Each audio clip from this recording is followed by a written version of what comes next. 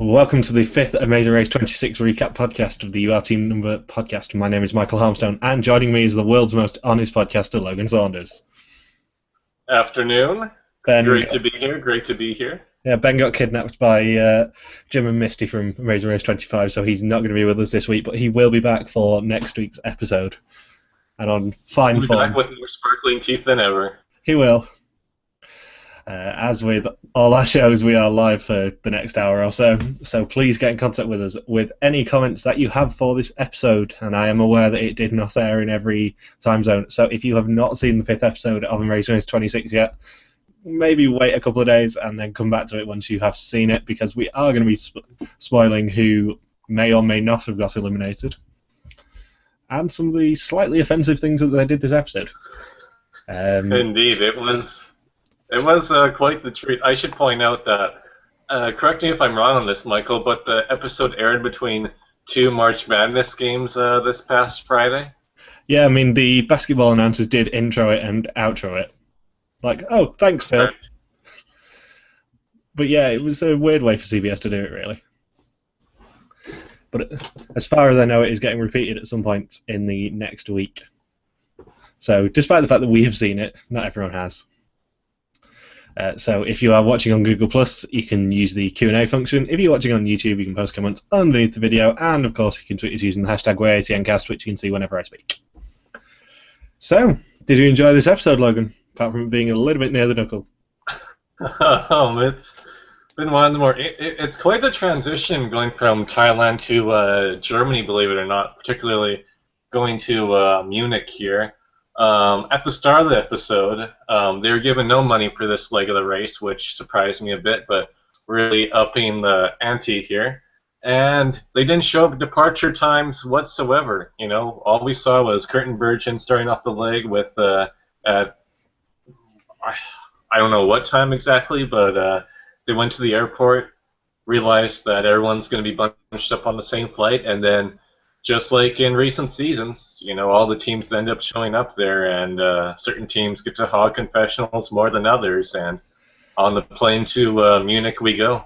Yeah, I mean, it was disappointing to see the Amazing Race 24 style, here are all your flights, you don't have to actually do anything, come back. I did think that we'd escaped that this season, but obviously not.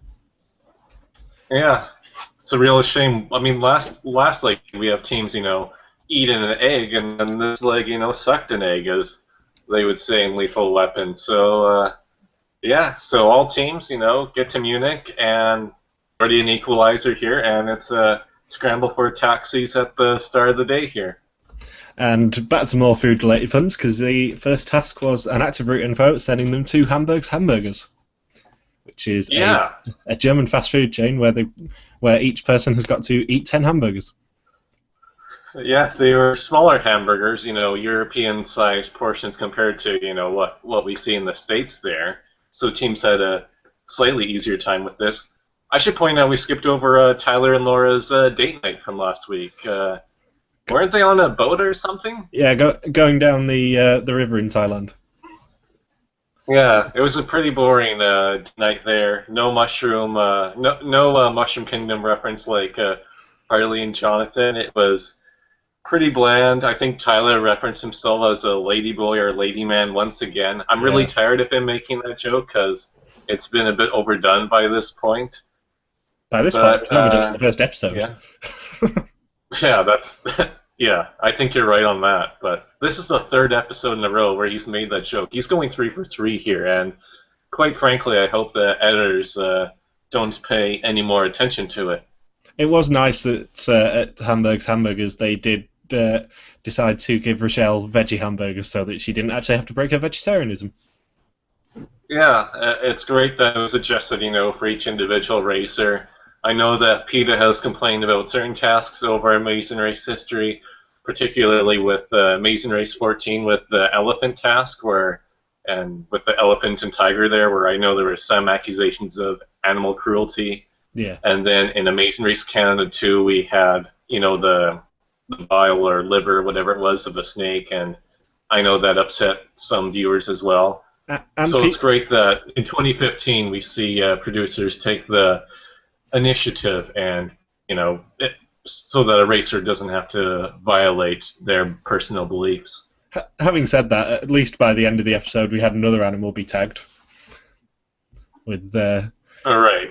with Haley's tracking device. Yeah, we'll get to that later on here, but yeah. So the hamburger task. I think Matt and Ashley jumped out to the early lead after going to another stall, eating 10 hamburgers from the wrong hamburgers place.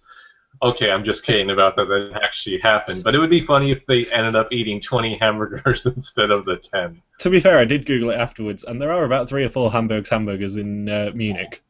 So it wouldn't have actually been out of the question for them to have done that. Well, just think of it. Just here where I live, here in the Okanagan, we have 4 subways where there's 3 different individual subway locations and then one at the local mall here. So I don't know if it's hamburgers is quite the same as Subway, but I get the idea of how the mix-up could occur. And because it's Canada, there will be at least one Tim Hortons, probably a second cup, and at least one keg. All of which are Canadian required. Very true. And all of which are awesome, can I just point out. Especially second cup. I'm not a big fan.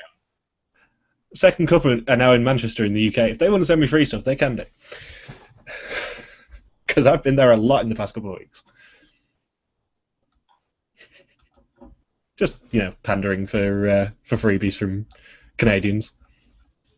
Yes. We're going to have them as our sponsors soon enough if you keep this up.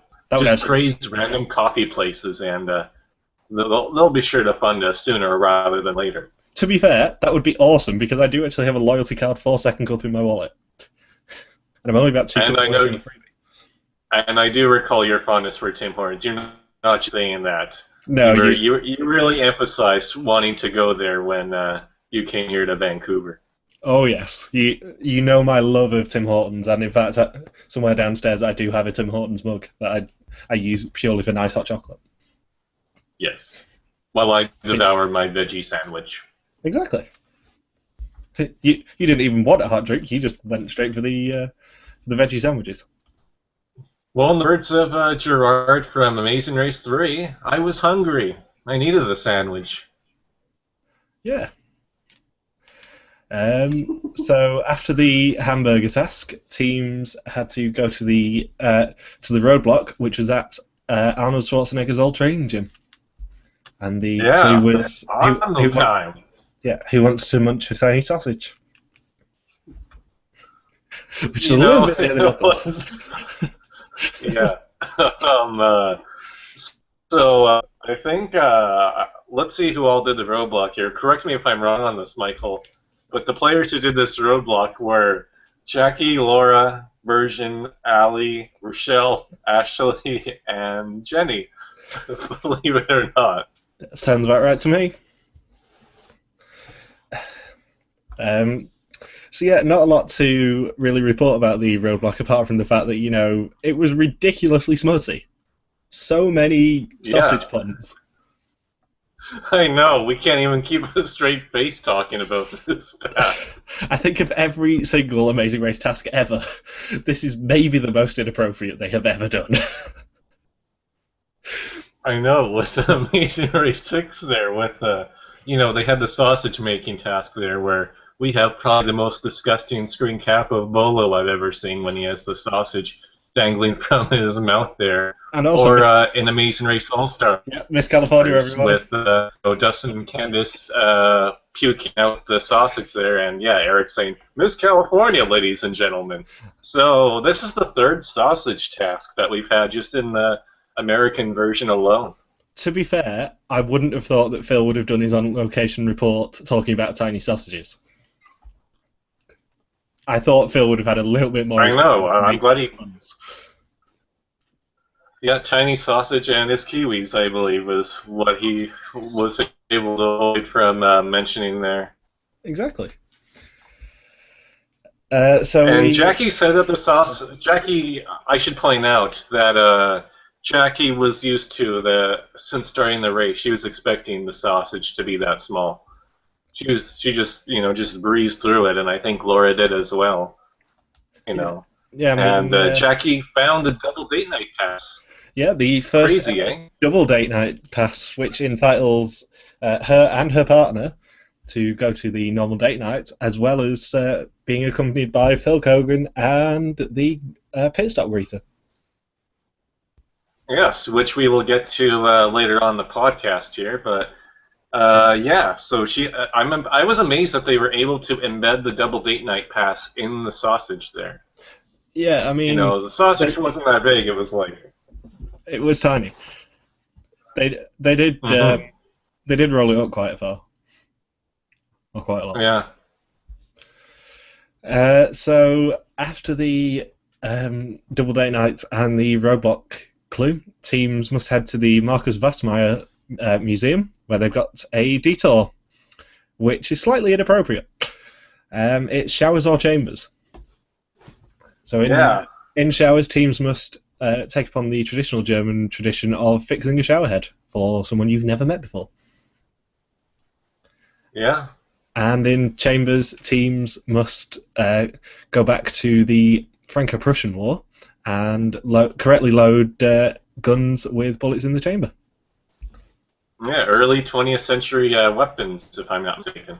Yeah, exactly. 1871, the Franco-Prussian War. Yeah. Fun fact. You Fun know, fact. it's funny that the Amazing Race History. tries to educate us. Yeah, history. Yeah.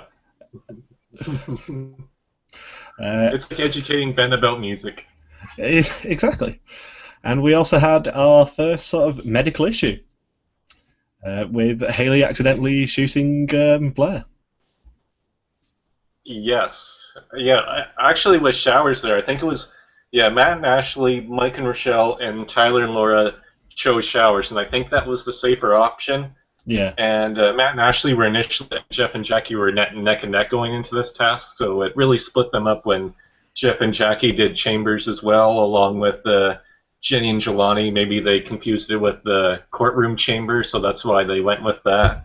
Yeah. And then you have Curtin Burgeon in the chamber, and um, and then Haley and Blair, and you know, then you take it away, Michael. That was quite the incident. Yeah, I mean, there was an awful lot of blood for primetime television. But Mm-hmm. Blair did joke afterwards that Haley had got a tracking dart into him in the bullet. Yeah. Which is, maybe a little inappropriate. Mm-hmm. I know, because Haley was loading up the bullets so quickly, and with the gun there, it's such a finicky gun, and then boom, right in the arm, and then Blair, he was filling up a gun of his as well, and then accidentally shot himself in the foot, and then medics intervened. I think it was like they made the bullets relatively safe, so it didn't impact him that much. They had to put Blair's arm in a cast, I believe, and the selfie for it was pretty awkward. I mean, I didn't expect the selfie moment to happen right then. Yeah, he can only use the one arm to take the selfie in the first place, and the medics were posing with them. Yeah, it could have been worse for him. It could have been a tranquilizer dart. It could have been a tranquilizer dart. That is correct. It could have been much worse. And Haley gets off scot-free, which I feel is poetic justice. She gets to shoot her partner in the arm, and the partner shoots himself in the foot. I mean, at least it did happen to them rather than any other team because they are medically trained. Worst case scenario, they could have dealt with it themselves. Exactly. That's why it wasn't that big of a deal. The medics, combined with Haley and Blair's knowledge and overall professionalism, really, made the issue not as severe as it could have been if, say, it happened to Marshall and Lance or other teams in the past who have been stuck with medical issues. Like if Dave accidentally got shot in the arm, we would have heard about it nonstop for the whole season, and that would have been the worst. I mean, imagine if it had happened to Kevin and Drew. It'd be like, shoot, you fat bastards, shoot.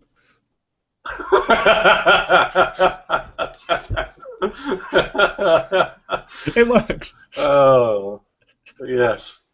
Shoot you, yeah. Definitely, that would have been the season premiere of the series premiere of The Amazing Race if that were to happen. Yep. And once teams completed their respective detour, they had to head to an abandoned hotel called the Hotel Schindler and complete a task called Schindler's List, where they had to crawl on their knees and remember hotel room numbers for the hotel manager. And if they got the Yes, correct for five numbers, Mr. come. Yes, his name was Mr. Shin. Is that serious? Was his name really Mr. Shin? Yeah, I think that might have been a sort of fake name, a pseudonym. um, Yes, an alias, aliases on the Amazing Race. Now, what is this? Flight Time and Big Easy? You don't even go by your real names anymore. Well, yeah, once teams completed or handed over the correct five room numbers to Mr. Shin, he presented them with their next clue. And once again, Matt and Ashley still did well, and Jeff and Jackie fell a bit behind because they chose the Chambers task, which, in my opinion, was the slower detour option. And Jackie did really well kneeling on her knees there. I don't know how she did so well, but she really hustled there, and Mike and Rochelle did surprisingly well as well. I don't. So it was really a three-way race to the pit stop. I don't know what you're implying with Jackie. I don't know either. It's a mystery. Maybe what happened at the double date night. Yes, we'll get to that later. There's a whole new crazy twist with the double date night in terms of who sponsored it, which, yeah, we'll get to that. Yeah. But, anything else to add about this task here, Michael? No, not really. I mean, it was appropriate that Jackie had to spend so long on her knees. But so once teams got their clue from Mr. Shin, they found out they had to crawl to the pit stop, which was the nearby Olympic Stadium used for the 1972 Olympic Games. And they're greeted by Jeff and Bracky's double date night partners, Phil, and the pit stop greeter, who is a female from the movie Beer Fest. Yeah, Beer Fest, for those who don't know, sort of a take on Oktoberfest. It was a movie made by Broken Lizard, who were also responsible for Super Troopers. In fact, there's going to be a sequel to Super Troopers, I think, in the next year or so. Which better be called Super Troopers. Kickstarter campaign. It Yes, better be called Super Troopers. That's all I have to say on that. I'll be very disappointed if it's not. And that movie's all about Oktoberfest. I think it pretty much takes place in similar locations, and they got one of the actresses from the film there. I'm not sure if she's directly tied to Broken Lizard, but she's with Bill Kogan there at the pit stop, and Jeff and Jackie get to the pit stop in a second there, and they offer the double date night pass to Phil and the pit stop greeter, and I think Phil pretty much was bored and shrugged and said, "What the hell?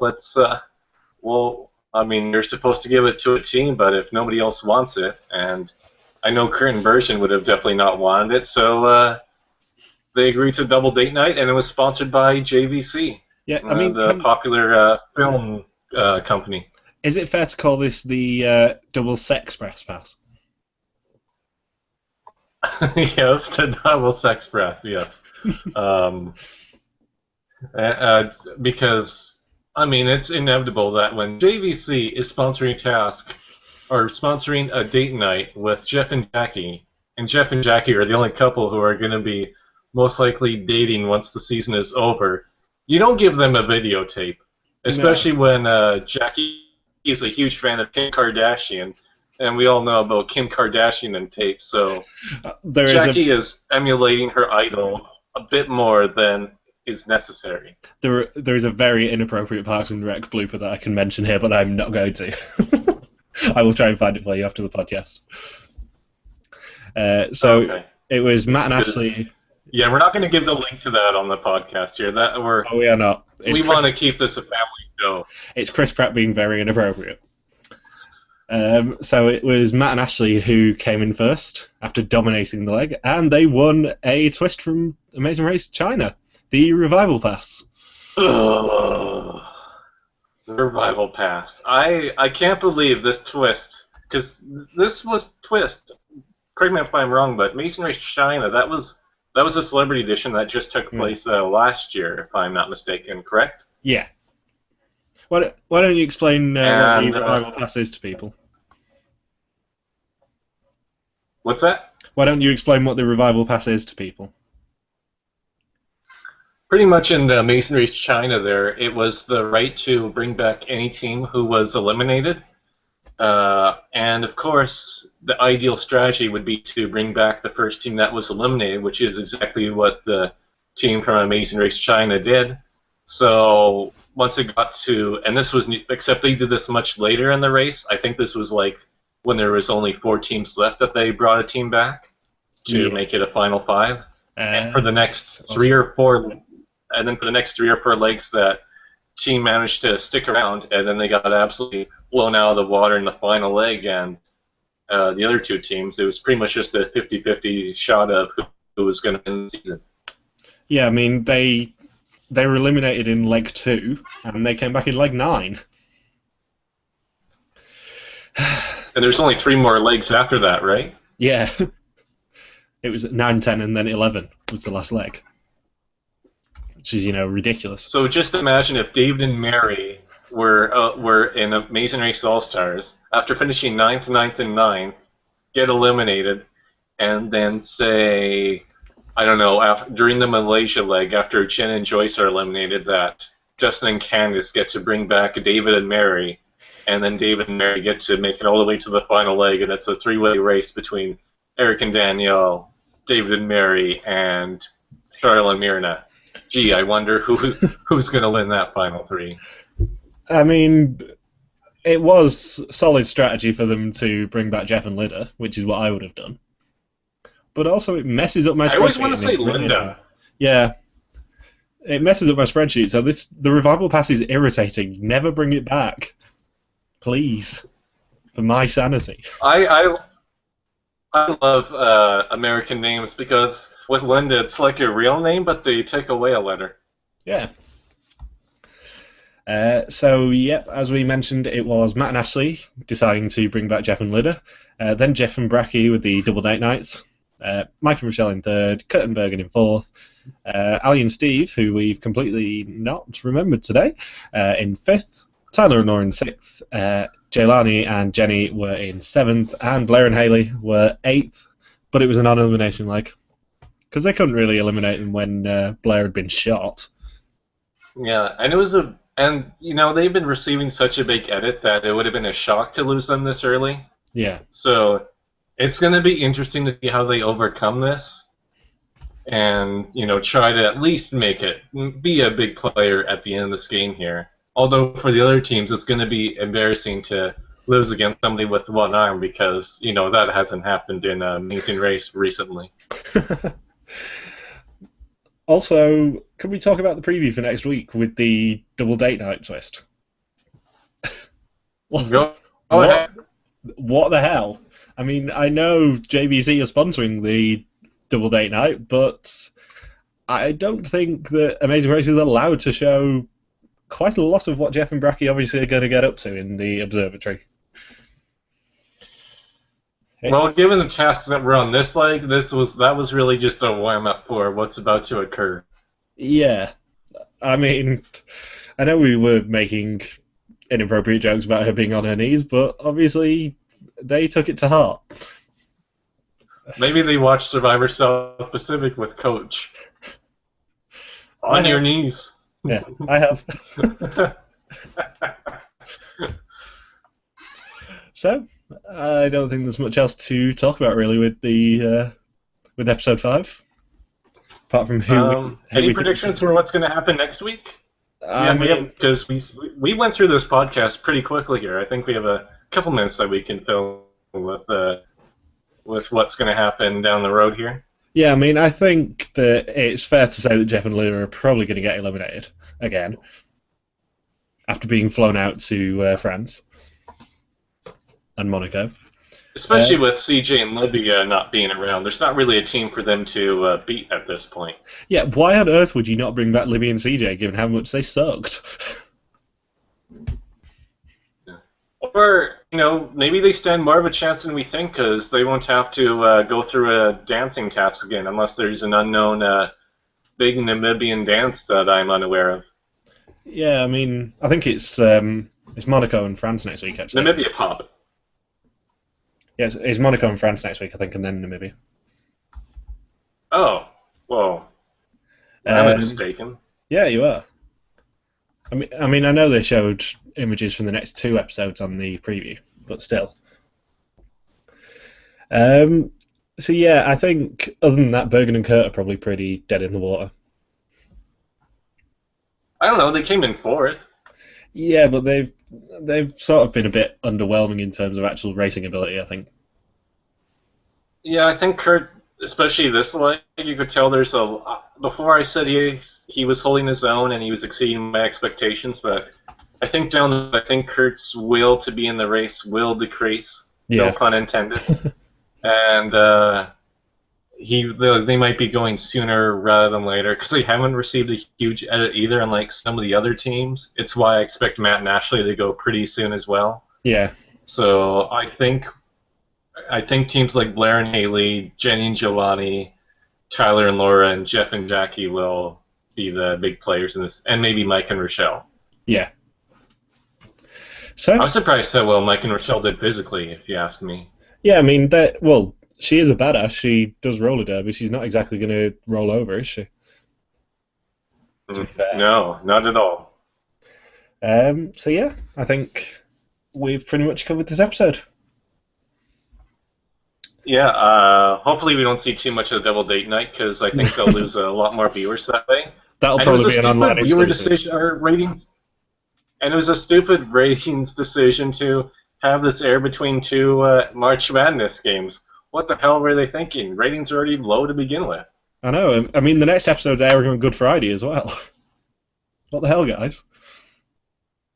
It's like they want this series to be over, Yeah. So we and will. especially with what's happening with the editors, that is rumored. But we'll get news on that in the next couple of days here. Yeah, I mean, we are hearing that the season might be taking another break because there could be an editor strike. They are voting Yeah. fairly soon, we think. Yeah, it's all speculation at this point, but hopefully we have something more concrete in the next few days here. Yep. So, thank you very much for watching and listening. We'll be back next Sunday for the next episode recap. If you want to tweet us, use the hashtag yatncast, which you can see down here. Otherwise, our Twitters are in the YouTube description. See you next week. Bye! Bye! Ben tribute there for you.